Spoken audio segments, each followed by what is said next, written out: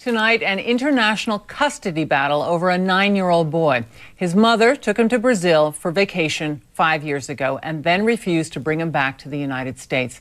Now, the boy's father, David Goldman, has been fighting for custody of his son ever since. But the case has been mired in Brazil's judicial system and complicated by the death of the boy's mother. Ines Ferre reports.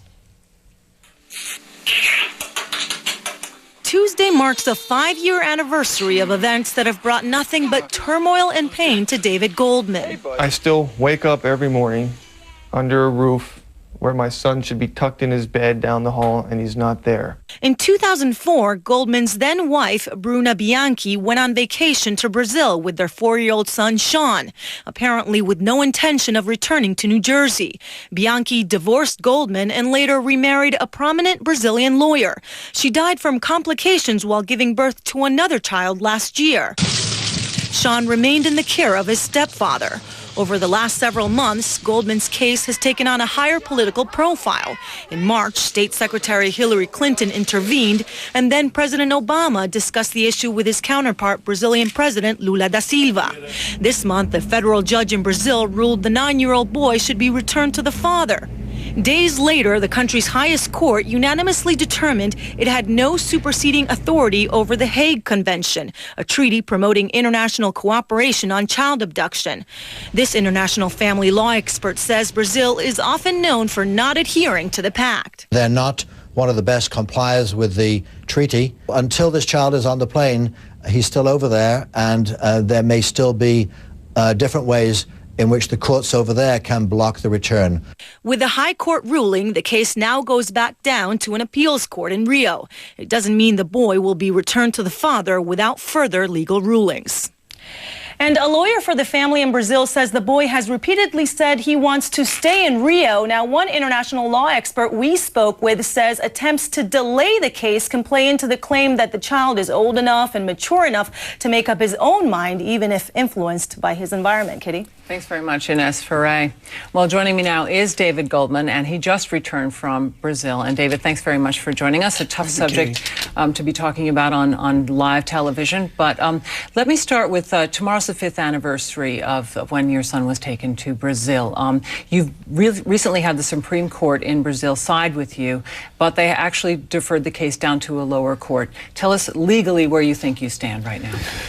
Well, we're in the second-level federal court, which would decide if the return order by the first federal judge would be honored.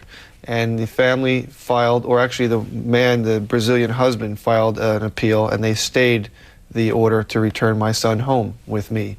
And we're waiting for that decision. It could be a 3-judge panel in the second-level federal court in Rio. Have they told you how soon it could come down? No, I've been told that it will be fast-tracked. Nothing like it's been up to this point. We are at 5 years, and with the unanimous Supreme Court ruling and the order from the first-level federal judge, hopefully things will be moving in a more expeditious nature. You've had the full weight of the U.S. government behind you. In 2009, both houses of Congress passed legislation about this.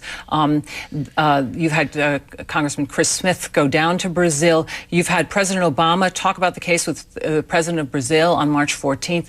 You've had Secretary of State Hillary Clinton make a statement, which I'll read to our audience. It's taken a long time for this day to come, but we will work with the Goldman family and the Brazilian government with the goal of ensuring this young boy's return. Are you satisfied with the level of involvement that the U.S. government has taken on this, and do you think it was timely enough? Well, for 4 years, essentially, I was on my own. And until she passed away, I was on my own. And I'm grateful that our government stepped up and had done something and is doing something and will continue to do something until my son is brought home, along with the continued focus on the other 50 cases of American children who are also trapped in Brazil. Yes, in a way, this highlights many other people in your situation. Let me talk to you a little bit about your visits. You go to Brazil frequently. Talk to me about the quality of your visits with your son. Unfortunately, there is no quality of visits. We are in a compound, in a common area, under constant surveillance, and every time we are separated, he goes back upstairs. My son Sean goes back up into the apartment and gets emotionally traumatized by them.